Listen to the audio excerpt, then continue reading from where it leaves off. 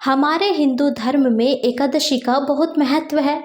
मान्यता है कि एकादशी का व्रत जो भी करता है वह सभी पापों के बंधनों से मुक्त होकर मोक्ष को प्राप्त करता है। यदि संभव हो तो एकादशी का व्रत तो अवश्य करना चाहिए। यदि किसी कारणवश व्रत करने में असमर्थ हो तो व्रत की कथा अवश्य सुननी चाहिए। इससे भी आपको व्रत के बराबर ही फल प्राप्त होता है और श्री हरि की कृपा भी आप पर सदैव बनी रहती है। ये तो हम सभी को पता है कि अब श्राद्ध चल रहे हैं और अब जो एकादशी आएगी वो पितरों के लिए एकादशी होगी। तो आज की वीडियो में हम जानेंगे कि आने वाली एकादशी कौन सी तारीख को है और जो पितृपक्ष की एकादशी होती है उसका नाम क्या है, साथ ही उसका मुहूर्त और कथा, ये सारी चीज़ें आज की वीडियो में मैं आपको सुनाऊंगी।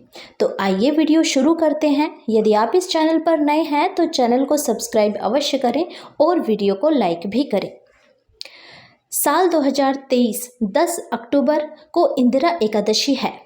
पितृपक्ष की इंदिरा एकादशी बहुत महत्वपूर्ण मानी जाती है। मान्यता है कि इंदिरा एकादशी व्रत के प्रताप से पितरों को यमलोक में यातनाएं नहीं सहनी पड़ती और उन्हें मोक्ष प्राप्त होता है। इस दिन व्रत रखकर एकादशी का श्राद्ध और श्री हरि की पूजा कथा करने से 7 पीढ़ियों के पितृ पाप से मुक्त हो जाते हैं। नरक में गए हुए पितरों का उद्धार हो जाता है। तो आइए जानते हैं इंदिरा एकादशी का मुहूर्त और कथा। इंदिरा एकादशी 2023 का मुहूर्त। अश्विन कृष्ण पक्ष एकादशी तिथि शुरू होगी 9 अक्टूबर 2023 दोपहर 12:36 पर। अश्विन कृष्ण पक्ष एकादशी तिथि समाप्त होगी 10 अक्टूबर 2023 दोपहर 3:08 पर। विष्णु पूजा का समय जो शुभ रहेगा वो रहेगा सुबह 9:13 से दोपहर 12:08 तक।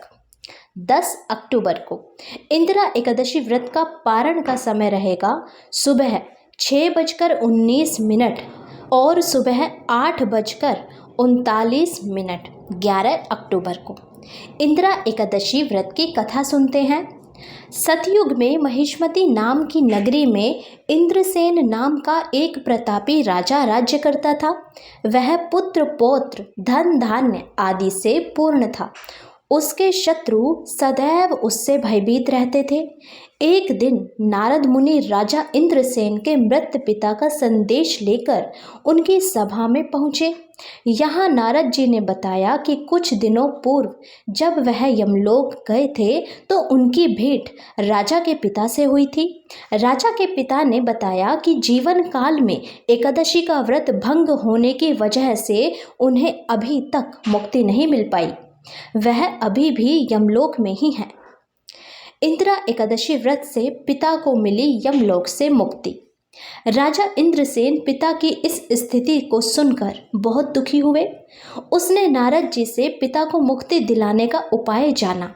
नारद जी ने राजा से कहा कि अगर वह अश्विन माह की इंदिरा एकादशी का व्रत करेंगे तो पिता तमाम दोषों से मुक्त होकर बैकुंठ लोक में जाएंगे, उन्हें स्वर्ग की प्राप्ति होगी। राजा इंद्रसेन इंदिरा एकादशी व्रत को करने के लिए तैयार हो गए।